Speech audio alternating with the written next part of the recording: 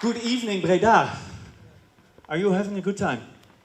Yes. I am super glad to be here because I had to wait all day for this moment. So thank you for still being here, everyone. In 2010, I lived on Greenland for 3 months. And I tried to understand the people there, and I also tried to understand the social impact of climate change. Because I thought, where else in the world can you find the answers to those questions? And even leaving the plane was breathtaking. Because I walked into a thin, cold air of minus 25 degrees. Although the locals thought it was unusually warm. Because they thought, well, it should be colder now. It should be minus 30, 35 perhaps. It was February, it was wintertime. So I lived there for 3 months, and I spoke to many people. Since I'm an anthropologist, I try to understand other people. And I talked to fishermen who went out in their open boats every day onto the sea, small open boats, to provide for their families. I talked to scientists. I talked to politicians. I talked to captains of industry, businessmen. And I also kept the Secretary of Finance waiting because I didn't know I had an appointment. That happens on Greenland too. I think I missed an opportunity there. However, all the stories I heard were really intense. They were different and yet similar. So they were about fishermen who had to go farther north because the fish was moving up north because of the warming of the seas. So the fish moved up north and the fishermen had to follow, which took time, energy, money, dangers. So it was intense. I talked to fishermen who were out of a job because there wasn't fish anymore, or there was a different species that they weren't used to. So they were out of a job, and they moved to the capital of Nuuk, 17,000 people, in search of jobs that were not always there for them. I was in small communities, and I heard stories of fishermen who disappeared under the unstable ice because they couldn't use it as a transport way anymore. So they left behind families in grief, communities in economic problems. So the impact of climate change, the social impact of climate change really struck me there. I thought it was really intense. But this is not a story about Greenland. This is a story about us. Because climate change looks differently everywhere. In Greenland, it looks like melting ice. In Tuvalu, it looks like a rising sea level and disappearing islands. In Bangladesh, it looks like a salinizing Sweetwater Delta. In Brazil, it looks like rapid deforestation. In the USA and the Caribbean, it looks like superstorms, hurricanes, floodings.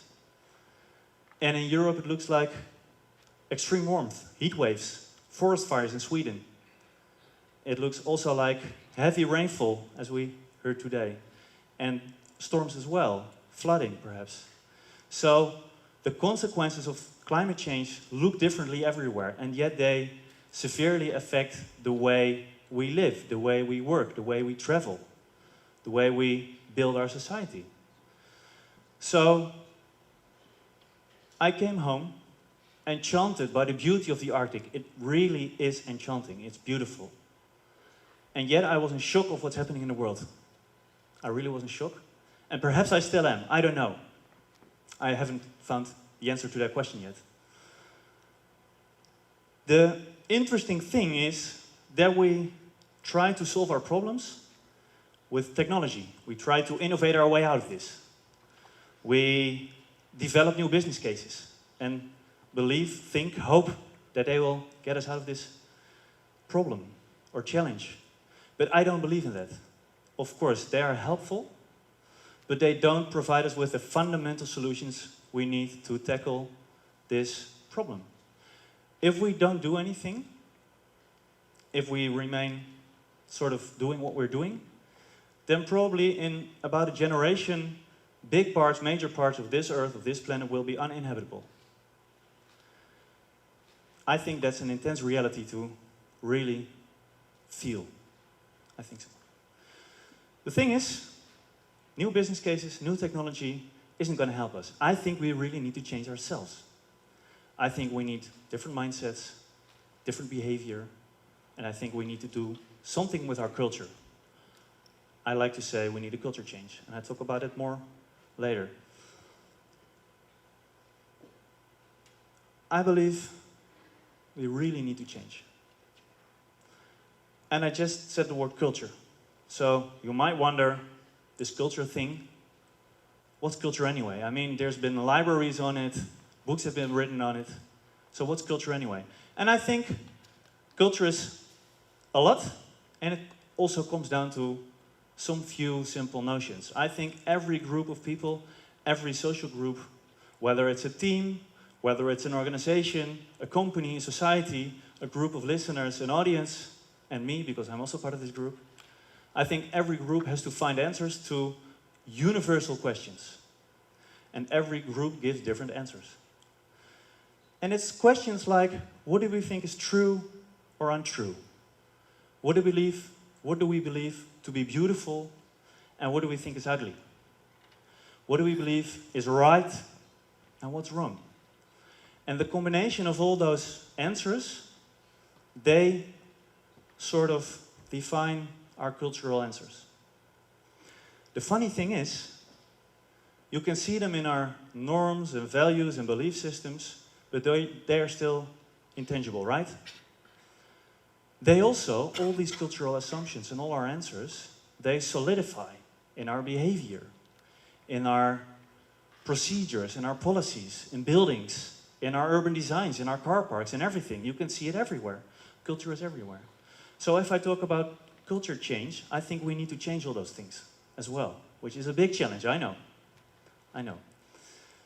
But I think we really need to change. And I think we need a different mindset to get there. So, culture change. All right. Isn't it something for our governments or the big companies to work on?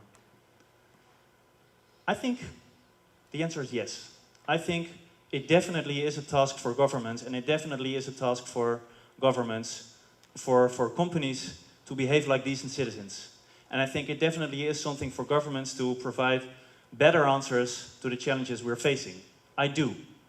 But I also think that's too easy. I think it's also up to us. I think it's up to us. Also because it's not only too easy, but there's great fun in building a new, better, beautiful society that is future-proof, that is sustainable, that's inclusive. Would you want to miss that? Would you want to miss that opportunity? And a great quote I recently found, and I want to share with you, don't ask what the planet can do for you, ask what you can do for the planet, and what you can do for society.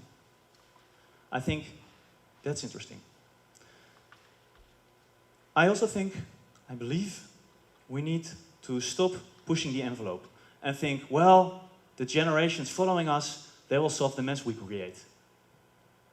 I think we need to stop doing that. I think we need to become leaders ourselves. I think we need better leaders, but I also think we need to become leaders ourselves, rebels weten.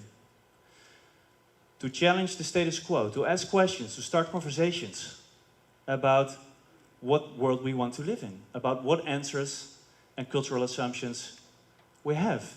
What does it mean to live in this world? What does it mean to work in this world? What does it mean to travel the way we do? What does it mean to eat what we do? All those things. And I think we need to find other answers, different answers than we do now. And that's challenging, I know. I'm with you. It's challenging for me. I think we need better answers.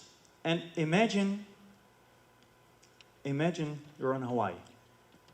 It's wonderful, right? Ocean, palm trees, lazy, set back, relaxed. Story goes, in Hawaii, the indigenous people in Hawaii, they take major decisions based on the impacts those decisions have on the following 9 generations. 9 generations. That's about 135 years, give or take. I think if we would start doing a little bit like that, we would start making different decisions. I really do. So wouldn't it be wonderful to be a bit more like the Hawaiian people? Right? And what we also need to do, is to imagine a world where we are reconnected with the place that we live. Imagine a world in which we are reconnected to each other. Imagine a world where we are reconnected to ourselves. Imagine. It's a different world. Imagine we're living in a world built on green, sustainable foundations in its DNA. Imagine a world in which the oceans are plastic-free. Rivers are full with fish and clean water. Imagine we have living green cities, green environments, in which the trees provide coolness to our houses. They clean the air. Imagine a world of working with nature instead of against it. Imagine a world where our food comes from nature-inclusive production ways, without pesticides. We don't need that. We can work with nature instead of against it. Imagine a world where energy is fully abundant because we tap into the system of solar, of wind, of tidal power, all those things. Energy is abundant, it's all there. We just need to find different answers, right? And imagine a world where companies and organizations, they improve and increase the happiness and the health and the well-being of its employees, of its customers, of its suppliers, of other people involved, of its managers and directors. Imagine that world. That would be a different world, right? I believe it's within our grasp. I really do. Because the thing is, we're all social beings. So the thing is, we are all highly connected to other people.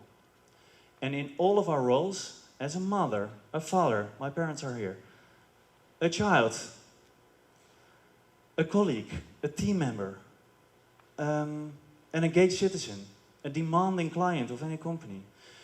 In all of those roles, we can ask questions, we can spark conversations, we can challenge the status quo, we can be rebels. And I think we need to do that. I think we need that different mindset, and I think we get that culture change we so dearly need, because if we don't, inaction means big parts of the planet will be uninhabitable in, let's say, a generation. We don't want it. I don't want it. I hope you don't.